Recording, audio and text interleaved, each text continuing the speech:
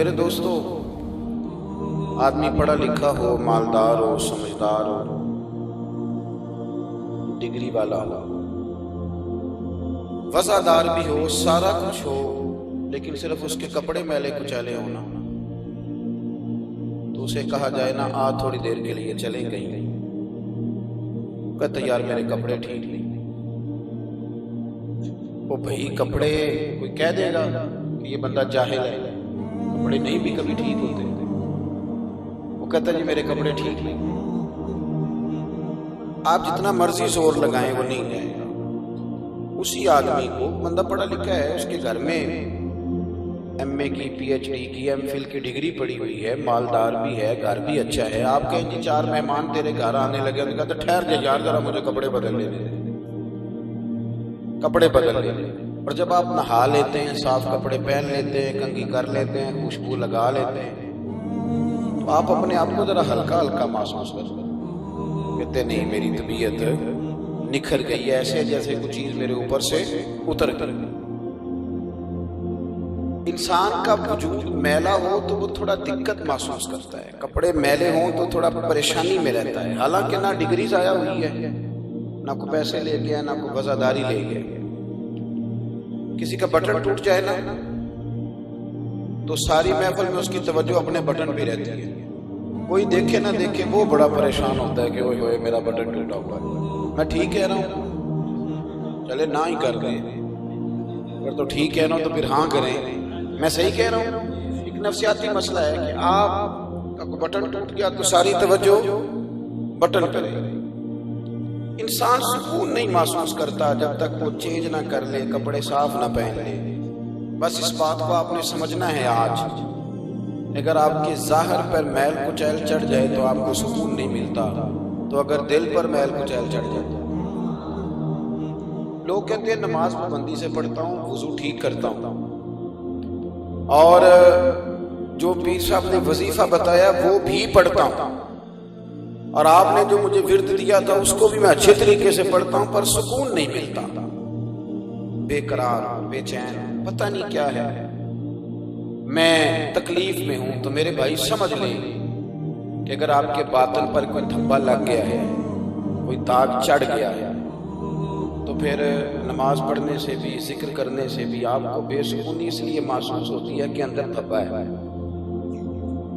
یاد رکھ لیں، قرآن مجید نے کہا کہ یہ جو محبوب تمہیں دیے ہیں یہ اس لیے دیے ہیں کہ آیتیں پڑھتے جائیں گے اور تمہیں صاف کرتے جائیں گے۔ کما ارسلنا فیکم رسولا منکم یتلو علیکم آیاتنا ویزکیکم ویزکیکم ویزکیکم۔ یہ میرے محبوب تم پر میری آیتیں پڑھیں گے اور تمہیں پاک کر دیں گے، تمہیں پاک کریں گے رسول پاک۔ تمہارے اندر جو دھبے ہیں، جو میل ہے، وہ اتر جائے گا۔ یہ دھبے کون سے ہیں؟ حسد ایک دھبے کا نام ہے، تکبر ایک دھبا ہے، لالچ ایک دھبا ہے۔ یہ جو حسد ہوتا ہے نا، یہ آدمی کو بے چین رکھتا ہے۔ انسان مانتا نہیں لیکن بے چین اس لیے ہوتا ہے کہ جل رہا ہوتا ہے، اوپر سے بو نہیں آ رہی ہوتی پر اندر سے بو پھوٹ رہی ہوتی، تو وہ جو جلتا ہے نا، اگر آپ ناراض نہ ہوں تو ایک بات کر دوں، رہنے دوں، کسے گالتے تھے ہاں نہ کرو نا، کر دوں ایک بات۔ نیک لوگ بھی حسد کرتے ہیں، ہو گئے انہیں ناراض، میں تو انہیں پوچھے ایسی کہ نہیں نہ ہو گئے، یہ میں نے کیا کہہ دیا، نیک لوگ بھی باپ مجھے گھورنے لگ گئے، جو نیک نیک ہیں وہ گھور رہے ہیں کہ جناب آپ نے یہ کیا کہہ دیا ہے۔ لیکن میری بات غور سے سنو، میں ترمذی شریف کی حدیث پیش کرنے لگا ہوں۔ نبی پاک صلی اللہ علیہ وسلم نے فرمایا حسد نیکیوں کو اس طرح کھا جاتا ہے جس طرح خشک لکڑی کو آگ کھا جاتا ہے۔ حسد نیکیوں کو، اس کا مطلب ہے کچھ لوگ ہیں جو نیکیاں بھی کرتے رہتے ہیں اور حسد بھی کرتے رہتے ہیں۔ یہ حضور کی حدیث بتاتی ہے کہ بعض نیک لوگ بھی حسد، اب سمجھ آ گئی نا بات؟ عزیز دوست، حسد، آپ نے نماز پڑھی لیکن حسد ہی نہ چھوڑا، روزہ رکھا پر حسد ہی نہ چھوڑا، علم پڑھا پر حسد ہی نہ چھوڑا، وہ آپ کو بے چین کرے گا۔ اور اعلیٰ حضرت بریلوی رحمۃ اللہ علیہ فرماتے ہیں حسد کرنے والا بندے پر اعتراض نہیں کرتا، رب کی تقسیم پر اعتراض کرتا۔ وہ کہتے ہیں اسے کو دیا ہے مجھے دینا چاہیے تھا. اللہ کی تقسیم پر معاذ اللہ. جب آپ میں حسد آتا ہے نا, جب آپ جلتے ہیں پھر آپ بے سکون ہوتے ہیں, بے قرار ہوتے ہیں, پھر آپ اپنی نعمت پر شکر کرنے کی بجائے دوسرے کی نعمت کو حاصل کرنا چاہتے ہیں, تو آپ کو تکلیف ہوتی ہے. دیکھیں میرے نبی پاک علیہ السلام نے فرمایا حسد نہ کرو, رشک کرو. کیا کرو؟ اور رب کے خزانے کوئی خالی تو نہیں. عرض کرو مالک اسے دیا ہے تو فضل کرنا مجھے بھی عطا فرما. حسد کرنے کی کیا ضرورت ہے؟ رشک کریں. دیکھیں حضور کس طرح تزکیہ کرتے ہیں. نبی پاک علیہ السلام نے فرمایا دو لوگوں پر رشک کرو. رشک حضور کس پر؟ حضور فرمانے لگے ایک وہ جس کو اللہ نے مال دیا ہو, اور دوسرا مال اللہ نے دیا ہو تو وہ صبح شام اللہ کے راستے میں خرچ کرے, اور فرمایا دوسرا وہ شخص جسے اللہ نے قرآن کا علم دیا ہو, وہ صبح بھی قرآن کا درس دے اور شام بھی قرآن کا درس دے. رشک کا مزاج بنائیں, رشک کا کہیں واہ واہ کیا بات. دیکھیں نا جب اللہ کسی کو نوازتا ہے تو اللہ ہمارا رب ہے نا, اس وقت ہمیں پتہ کیا کرنا چاہیے؟ بندہ نہیں دیکھنا چاہیے, رب کی عطا دیکھنی چاہیے. کہنا چاہیے کیا شان ہے میرے رب. دیکھو کل غریب تھا تو آج اللہ نے کتنے رنگ لگا دیے.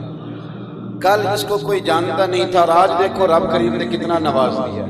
رشک کریں. حضرت سیدنا عمر فاروق فرماتے ہیں میں نے ساری زندگی ابو بکر پر رشک کیا ہے.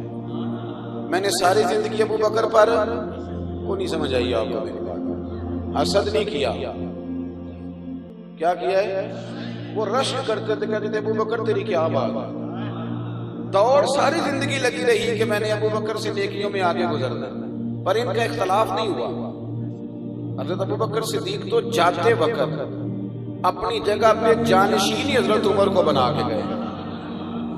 وہ کہتے ہیں میری دوڑ لگی رہی کہ میں نے نیکیوں میں آگے گزرنا ہے. حضرت ابو بکر صدیق بڑے بیمار تھے, علیل تھے. جب آپ نے کہا میرے بعد خلیفہ عمر ہوگا, لوگوں نے کہا حضور وہ تو بڑے سخت آدمی ہیں. تو حضرت ابو بکر فرمانے لگے میں دنیا سے جا رہا ہوں, اس حالت میں جو بڑا چھوٹا ہو وہ بھی سچ بولنے لگتا ہے. فرمایا تم جسے سخت کہہ رہے ہو نا, اگر میرے مالک نے مجھ سے پوچھا کہ ابو بکر تو میرے محبوب کی امت کس کے حوالے کر کے آیا ہے, تو میں اپنے رب کی بارگاہ میں عرض کروں گا مالک جو تیرے محبوب کی امت کو سب سے زیادہ پیار کرنے والا تھا اسے تیرے محبوب کی امت کا سربراہ بنا کے آیا. وہ کہتے ہیں میں نے ساری زندگی رشک کیا ہے جناب صدیق. دیکھیں نا سال کے بعد 2.5% زکوٰۃ دینی پڑتی ہے. تو جن کو دیا نا اللہ نے, وہ بھی 15 مفتیوں سے فتویٰ پوچھتے ہیں کہ شاید کوئی گنجائش دے ہی دے کہ تیرے تھوڑے بندے بڑے فتوے ادھر بھی جائیں گے ادھر گنجائش تلاش کر لیں. اس لیے زیادہ لوگوں سے کبھی کبھی کہہ دیتا ہوں دوستوں سے, میں کہتا ہوں زیادہ مسئلے پوچھتا ہی وہ بندہ جو گنجائش لینا چاہتا ہے. کہتا ہے کہیں سے کوئی رستہ بن جائے نکل جاؤں. 2.5% دینا بڑا مشکل ہے. تو حضرت عمر کہتے ہیں میں تو 50% لے آیا تھا. آپ سمجھے میری بات, جس کے بینک اکاؤنٹ کے اندر 1 کروڑ روپیہ پڑا ہے, آپ اس سے کہنا 50 لاکھ دے, اللہ کے راستے میں دیتا ہے, وہ سوال ہی نہیں پیدا ہوتا. حضرت عمر کہتا ہے میں 50 لاکھ لے کے آیا تھا.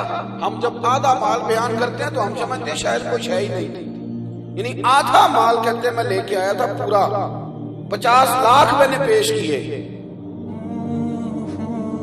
لیکن فرماتے ہیں جب میں نے کہا جب ابو بکر سے آگے نکلنا رشک کر, کہتے ہیں ان دنوں حضرت صدیق اکبر کے حالات بھی ذرا کمزور تھے, ویسے بھی قحط پڑا ہوا تھا. تو میں نے کہا آج میں نے جیت جانا ہے. لیکن کیسے جیتوں؟ جب پلٹ کے دیکھا تو ابو بکر کے سر پہ ٹوپی کوئی نہیں, پیروں میں جوتا کوئی نہیں, کرتا اتار کے تو ٹاٹ کا لباس پہن لیا, تینوں لب دیاں آپ گواچے. وہ سارا کچھ اتار کے لے آئے. کہتے میں حضور کی بارگاہ میں حاضر تھا تو جو نبی پاک نے سوال پوچھے نا ہم دونوں سے, سوالوں میں بڑا فرق تھا, سوالوں میں بڑا فرق تھا. حضرت عمر کہتے ہیں مجھ سے حضور نے پوچھا کیا لے کے آئے, میں نے حضور آدھا لے آیا ہوں. سوالوں میں بڑا فرق تھا. پھر غور کریں میری بات, سوالوں میں بڑا فرق تھا. مجھ سے پوچھا کیا لے کے آئے ہو, یا رسول اللہ آدھا لے آیا ہوں. کہتے ہیں قربان جاؤں. مجھ سے پوچھا لے کے کیا آئے ہو, اور ابو بکر صدیق سے فرمانے لگے گھر کیا چھوڑ کے آئے ہو. سوالوں میں ہی بڑا فرق ہے. مجھ سے پوچھا کیا لائے ہو، اور ابو بکر صدیق سے فرمانے لگے گھر چھوڑ کے کیا آئے ہو؟ کہنے لگے ان کا جواب بھی بڑا شاندار تھا، مجھ سے پوچھا کیا لائے ہو تو میں نے کہا حضور 50%، ان کو کہنا چاہیے تھا 100% لے آیا ہوں، لیکن حضور نے پوچھا چھوڑ کے کیا آئے ہو؟ تو دیکھو یہ قابل رشک لوگ ہیں۔ حضرت صدیق اکبر بولے، وہ عرض کرنے لگے حضور میں کوئی لوارث تو نہیں نا، میں کوئی کنگال تو نہیں نا جس کا گھر خالی ہو گیا ہو؟ یا رسول اللہ میں گھر بھرا ہوا چھوڑ کے آیا ہوں، میرے گھر میں خدا بھی ہے اور محمد مصطفیٰ بھی ہے، میں اللہ رسول کو گھر میں چھوڑ کے آیا ہوں۔ اللہ رسول کہتے میں نے رشک کیا ساری زندگی،